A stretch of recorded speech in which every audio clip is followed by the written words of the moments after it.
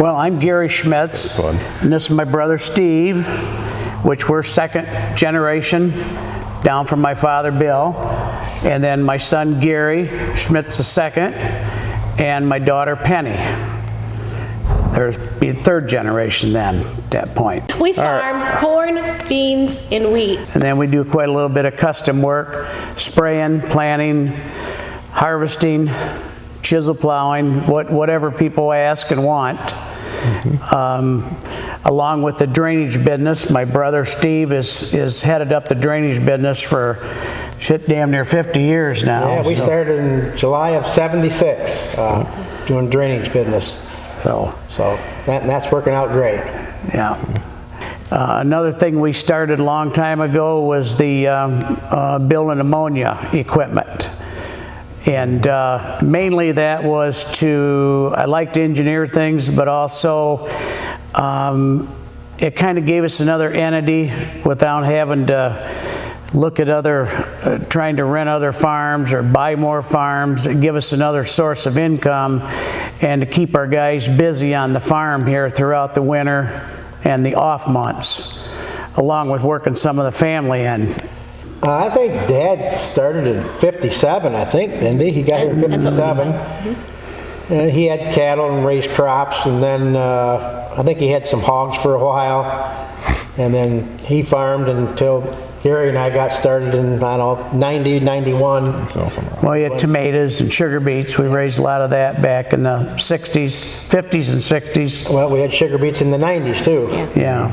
For 4 or 5 years. And then Well, he started with 40-10 and that kind of thing. He's actually started clear back with Oliver's, way back, old Oliver tractors and that, because he worked down to the Oliver dealer, so I really believe that's why he started with Oliver. And then eventually we bought the first 40-10, one of the first ones in the area, and then that was so well liked that people fought over driving that tractor because it was power steering, great hydraulics. It was a nice tractor to run, and so we started with very small equipment, he did, and then we started around high school or before really farming with him, and there wasn't much chance to go to school or anything because we were always involved with the farm and that sort of thing, and so we just went right on with it, and haven't never regretted it. We've always liked that. Being involved in the farm and the stuff that we do here. So, you know, the John Deeres have always been really pretty dependable. And I would say your dealer is one big, huge help because your service, and when we are looking for something or whatever it may be, they bend over backwards to help us with that. And so I gotta say a lot of it goes, we've tried some of the other colors and the service and stuff just hasn't been there a lot of times, and so your business has to go when it's time to go, and they're always there. I don't know how they get it done, but they always get guys out here to work on stuff when we need it. And well, the technology for me is one of the things. Deere obviously leads the way in that department, and it's just the way they do the auto steer and all the new features. You know, we just upgraded planters this past year, and all the new things they put on that's all Deere run, and it's just simplified to the point where my 10-year-old could run it if I wanted him to. So it's that part of it, and well, it's green. I mean, that's just a better color. For as far back as I can remember, it's always been just green, everything, all of it. So. When Gary got out of high school, we had to have a place for him, and so it had to be something that he would fit into the farming and had a job that made sense. So, you know, basically all the chemicals and fertilizers and seed decisions got turned over to him, the spraying and that, and that's been really good because I kind of wanted to drift away from that. I'd rather experiment with equipment and not be involved with all the seed salesmen. So, and he's made great decisions. I just say, hey, let's raise crops that create yield. Yep. We want yield. And so he's done quite well with that.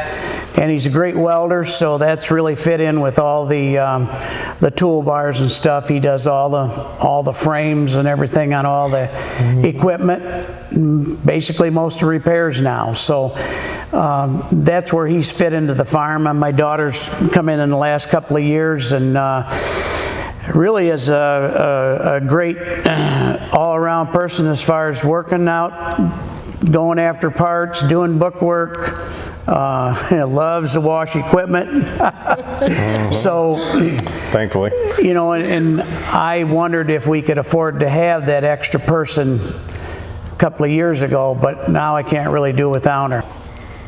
I just knew from the time I was this high I was going to be on the farm. I didn't really have a choice. It just was in my blood. It was one of those things where I knew I wanted to be here. And sometimes he'd yell at me because he didn't think I'd want to be here, but I always did, and I still do.